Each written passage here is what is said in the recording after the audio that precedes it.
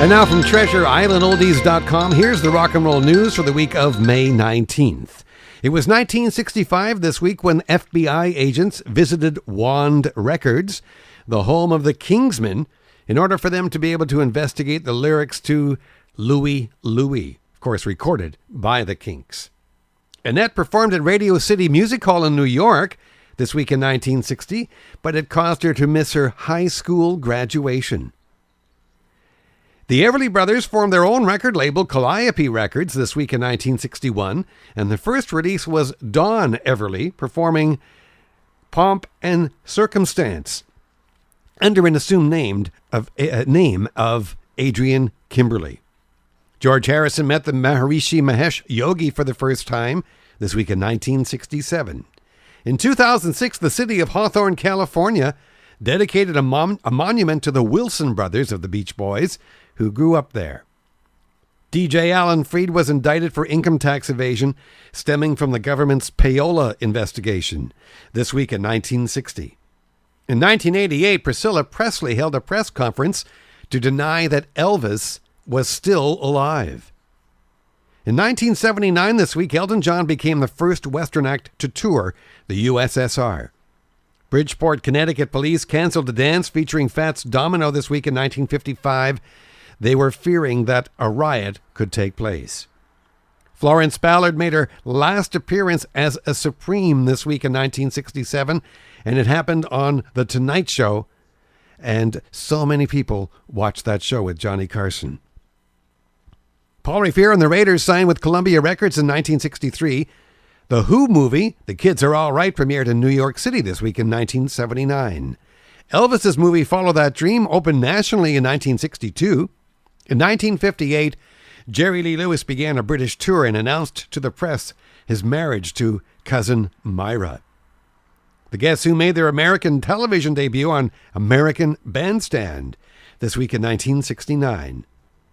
Dave Davies from the Kinks fell and injured himself on stage in Cardiff, Wales, which resulted in the cancellation of the group's tour in 1965 this week. Keith Moon performed for the last time with The Who at Shepperton Film Studios in England for their movie The Kids Are All Right in 1978. Carole King gave a free concert for 100,000 fans in New York City's Central Park this week in 1973. In 1967, the Bobby Darin film Cop Out had its premiere. Paul McCartney, Ringo Starr, and Mick Jagger all performed at a reception for Eric Clapton and Patti Layla Boyd, the former wife of George Harrison, who were married 2 months previously in 1979.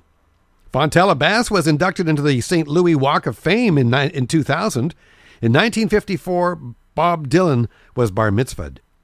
Paul Simon was given the Gershwin Award, the first ever, by the U.S. Library of Congress, in honor of his contributions to popular song as an art form, and he received that award in 2007. The James Darren movie Gidget Goes Hawaiian premiered in Honolulu in 1961. In 1998, Sonny and Cher received a star on the Hollywood Walk of Fame. Sadly, it was a posthumous honor for Sonny, who had previously died. Curtis Mayfield was inducted into the Hollywood Rock Walk this week in 2008. In the studio, the Drifters recorded Save the Last Dance for Me in 1960. Richie Valens cut Come On, Let's Go in 1958. Peggy Lee recorded Fever also this week in 1958. Little Stevie Wonder recorded Fingertips live at Chicago's Regal Theater in 1962.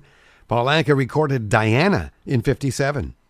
The Drifters were back in the studio this week in 1964, recording Under the Boardwalk. Johnny Moore was forced to sing the lead after Rudy Lewis had died the previous night. Dee Dee Sharp recorded the follow-up to Mashed Potato Time, Gravy for My Mashed Potatoes, this week in 1962. The Guess Who recorded their Live at the Paramount album in Seattle, Washington, this week in 1972. Joe Bennett and the Sparkle Tones cut Black Slacks in 1957. Ral Donner recorded You Don't Know What You've Got in 1961. And Frank Sinatra recorded Witchcraft this week in 1957. Birthdays, Pete Townsend from The Who is 68, Cher is 67, Joe Cocker turns 69. Jill Jackson, who was Paula from Paul and Paula, she's 71. Susan Cowsill from the Cowsills turns 53. Teddy Randazzo recorded he wrote 7 of Little Anthony and the Imperials' big hits. He was born this week in 1930. Marcy Blaine is 69. Ronald Isley from the Isley Brothers turned 72. Leo Sayer, 65. Elton John's lyricist Bernie Taupin is 63. Kenny Ball was born this week in 1931. General Norman Johnson, lead singer from the Chairman of the Board and earlier with the Showmen, born this week in 1943. Rosemary Clooney, born in 1928.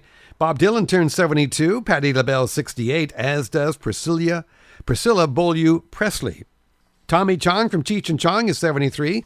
Jessie Coulter, former wife of Dwayne Eddy and Waylon Jennings, is 72.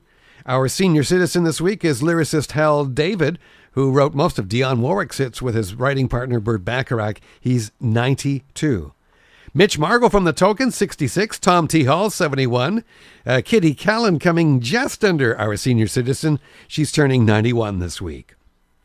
The late producer Norman Petty worked with Buddy Holly, Buddy Knox, the Fireballs, and many others. He was having a birthday as well this week. And Misty Morgan is 68. And from TreasureIslandOldies.com, that's the rock and roll news for the week of May 19th. Come to the blog for all the late-breaking news at TreasureIslandOldies.com. And then click blog. Thanks for listening. I'm Michael Godin. Treasure Island Oldies.